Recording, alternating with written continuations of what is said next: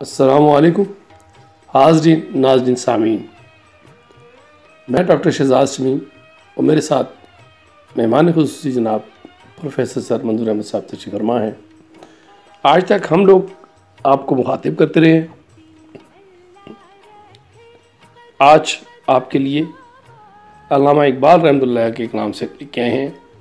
کہ وہ ناظرین کے لیے کیا کہتے ہیں۔ تو پیش خدمت ہے علامہ اقبال رحمۃ اللہ علیہ کی نظم ناظرین۔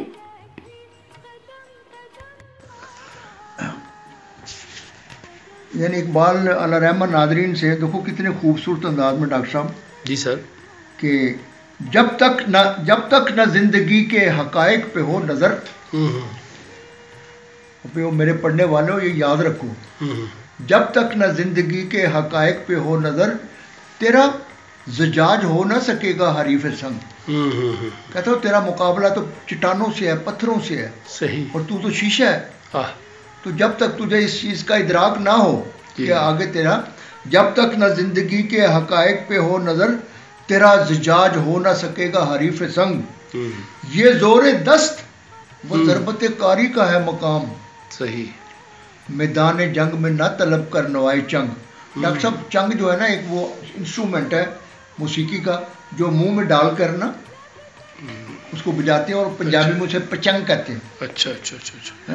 کہتا ہے یہ جو دنیا ہے جس میں تو پیدا ہوا ہے، یہ تو اس قسم کا ہے کہ یہ تو مقابلہ ہے، اور اگر تیری جو کہتا ہے کہ یہ زور دست و ضربت کاری کا ہے مقام، میدان جنگ میں نہ طلب کر نوائے چنگ، کہ کبھی لڑائی لگی ہو تو وہاں کو موسیقی باجی شاید نہیں بجائیں تو کہتا ہے یہ خیال رکھو، یہ جو اگر تو نے باعث زندگی گزارنی ہے تو کہتا ہے اس بات کا تجھے مد نظر رکھنی چاہیے۔ صحیح صحیح، یہ زور دست و ضربت کاری کا ہے مقام، میدان جنگ میں نہ طلب کر نوائے چنگ۔ صحیح، خون دل و جگر سے ہے میرے، خون دل و جگر سے ہے سرمایہ حیات، فطرت لہو ترنگ ہے غافل نہ جل ترنگ۔ کیا بات ہے، کہتا ہے اس بات کو یاد رکھو کہ یہ جو زندگی کا جو سرمایہ ہے، یہ 20ویں صدی میں اگر مسلمانوں تمہیں جس طرح ایک اس دور میں ایک ساز تھا جس کو کہتے تھے جل ترنگ، جی، کہ مختلف یعنی گلاس یا اس برتن میں کوئی بھرا ہوا ہے، کوئی آدھا ہے، کوئی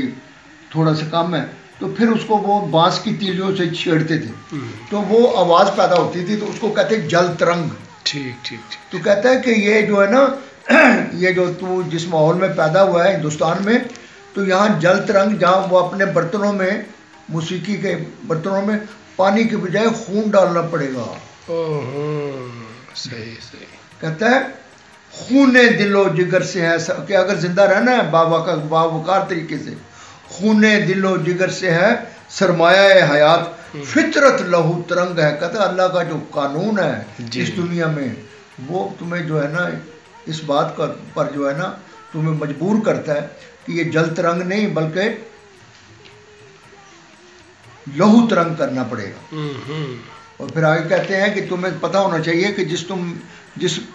انوائرمنٹ میں تم رہتے ہو، جی جی، کہ نہ دیر میں نہ حرم میں خودی کی بیداری، کہ خاوراں میں ہے قوموں کی روح تریا کی۔ کہ یہاں ہندوستان میں بلکہ ویسی مجموعی پورے ایشیا میں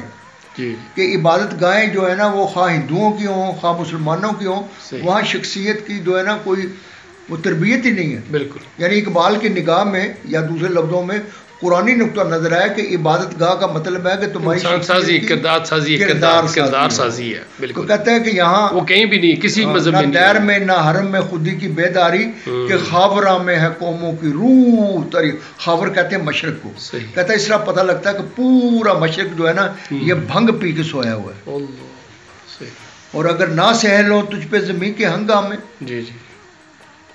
کہتے ہیں یہاں تم انگریزوں کے ہندوؤں کے غلام ہو اور کلیم کرتے ہو کہ ہم آسمانوں پر پہنچا ہونا جی، اور کہتا ہے یہ شرم کا مقام ہے کہ یہاں تو تم جو ہے نا وہ صبح سے شام تک چاپلوسی کرتے ہو اور دعویٰ کرتے ہو کہ ہم جناب نا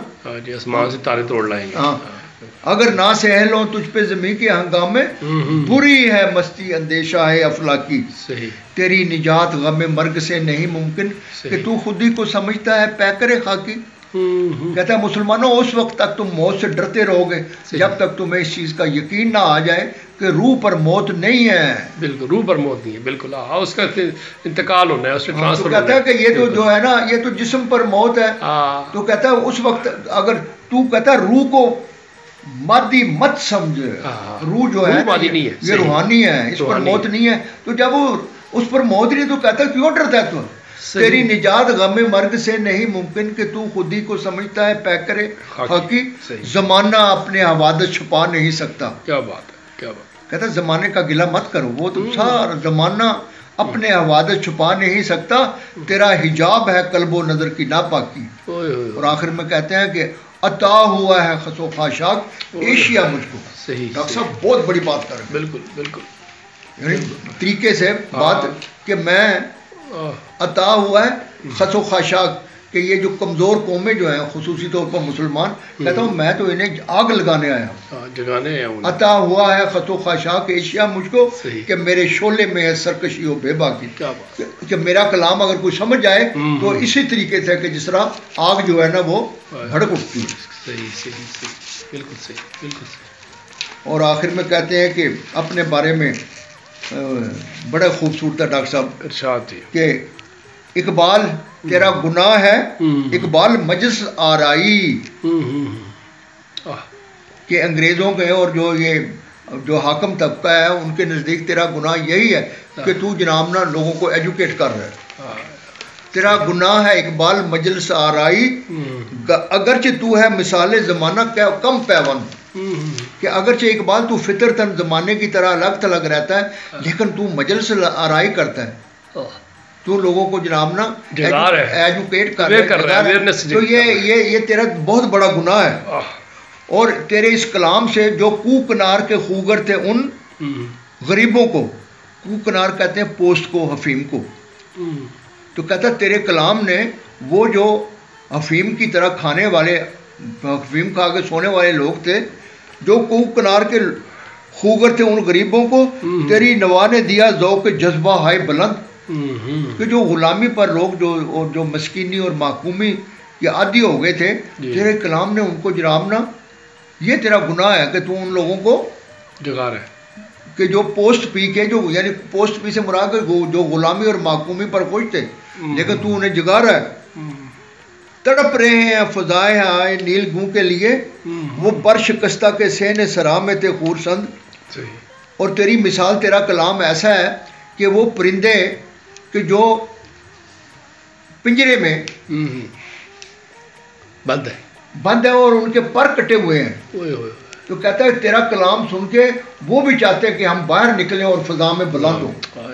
تو اقبال نے دراصل اپنے کلام کی یہ بتائی ہے کہ یہ جو بندہ سنے سمجھ آئے تو پھر کبھی بھی وہ غلام نہیں رہ سکتا۔ کہتا ہے فرماتے ہیں تڑپ رہے ہیں فضا ہائے نیلگو کے لیے، جی جی جی، کیا بات، وہ پر شکستہ، وہ ٹوٹے ہوئے پروں۔ کئی دفعہ آپ دیکھتے ہیں نا کہ وہ کچھ لوگ جو ہیں وہ کبوتر کے یا جس کو انہوں نے کاٹ دیتے ہیں تو پر کاٹ دیتے ہیں تو وہ پھر بیچارے اڑ نہیں سکتے۔ تو کہتا ہے کہ ہندوستان میں یا ایشیا کے جو معقوم قومیں ہیں، اقبال تیرا وہ کلام سن کے وہ کہتا ہے فٹافٹ ہم آزاد ہوں اور ہم بھی کھلی فضا میں کلا بازیاں لگائیں۔ تڑپ رہے ہیں فضا ہائے نیل گوں کے لیے، وہ پر شکستہ کے سین سرا میں تھے خورسند، خورسند کہتے ہیں خوش کو، اور اقبال تیری سزا ہے نوائے سحر سے محرومی، مقام شوق و سرور و نظر سے محرومی، کہ اقبال تیری سزا یہی ہے کہ اللہ تعالیٰ نے جو تجھے یہ چیز دی ہے نا کہ تو سحری کے ٹائم اٹھ کے روتا ہے، اللہ سے مانگتا ہے، تو یہی ہے کہ اگر تجھ سے اگر یہ چیز چھین لی جائے تو تیرے لیے یہی سزا ہے۔ تو ڈاکٹر صاحب یہ کیا خوبصورتی ہے، اور یہ اقبال نے اپنے ناظرین کے لیے ضرب کلیم نے اور ڈاکٹر صاحب اس سے بہت ایجوکیشن۔ خواتین و حضرات، یہ تھا ہمارا آج کا ٹاپک، علامہ اقبال کے کلام سے نظم ناظرین۔